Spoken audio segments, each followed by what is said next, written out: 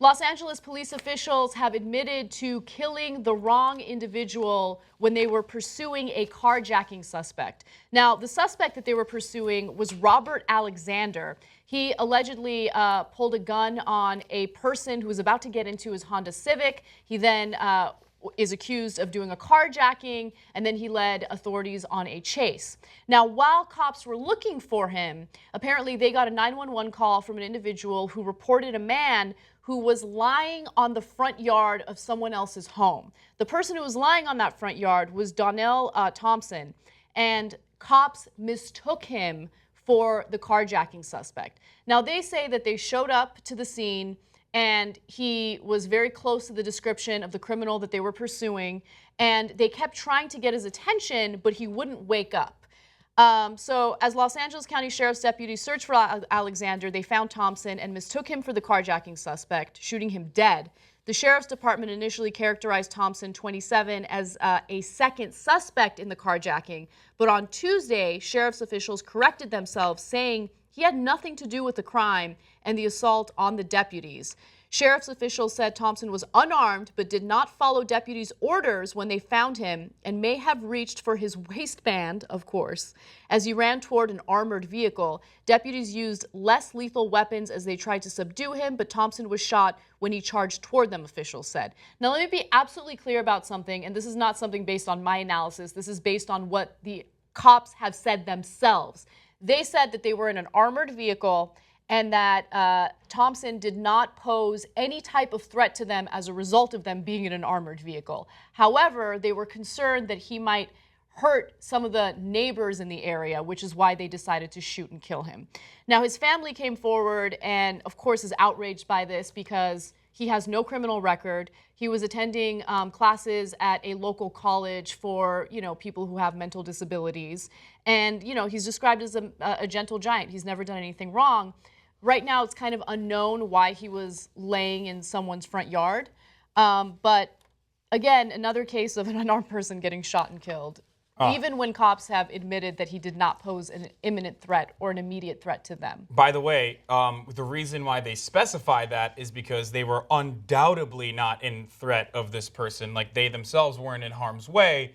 But they specified the second aspect because, again, that is a legal precedent set forward by the U.S. Constitution that allows officers in situations like this to kill people and then get away with it completely, because it's very, very difficult to assess whether or not they either felt threatened or they accurately could assess if he was threatening to other people in the vicinity. So it's completely legal, technically, from a legal standpoint, that these officers shot and killed this person if they genuinely thought that he would pose a threat. But what's interesting is, okay, so they're saying that they think he might have posed a threat to, like, people living in that area, right?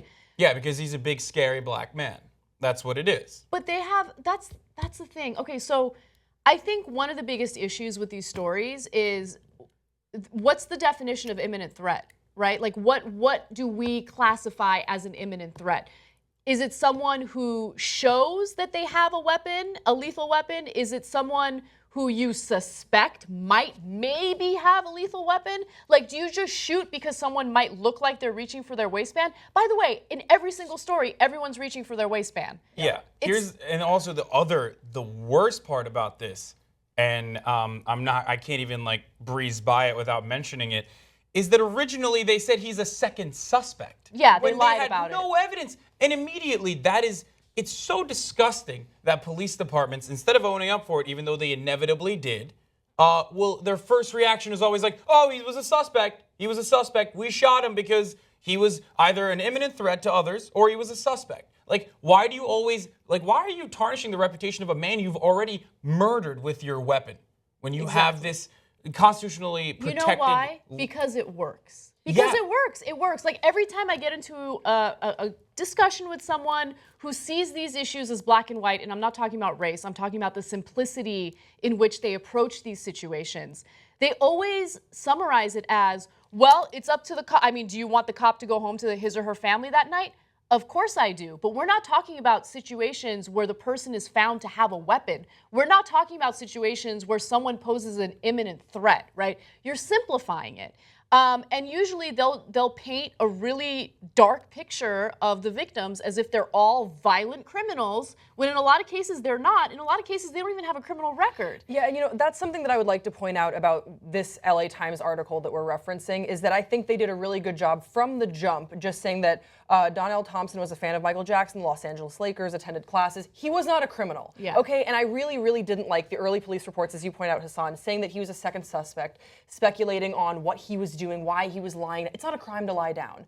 Something, they also acknowledge this in the LA Times article. They did a far better job of justifying painting the whole picture than we were hearing from the police about, okay, there's a mystery here. Why was he on this front lawn? It's not, there's nothing, he doesn't have a criminal record. We shouldn't assume that he is an imminent threat because he's on this front lawn, but there was something going on this night. And it's a mystery that we'll never have the answer to because his life was taken from him.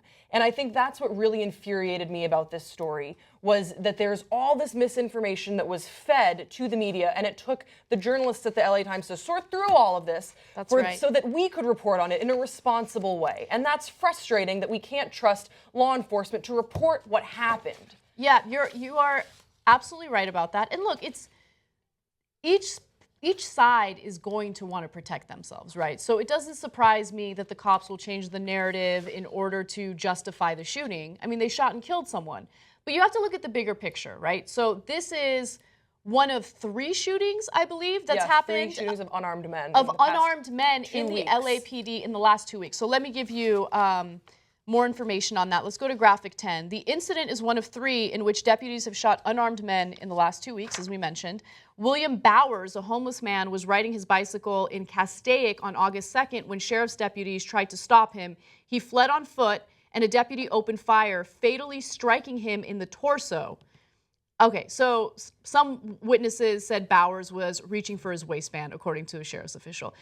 He is running away. He is running away from you. That is the antithesis of an imminent threat. He is running away from you. Why are you shooting him? At what point, if you're worried about someone killing you, like gunning you down, like officers so frequently do in America, especially in instances where there are unarmed black men involved.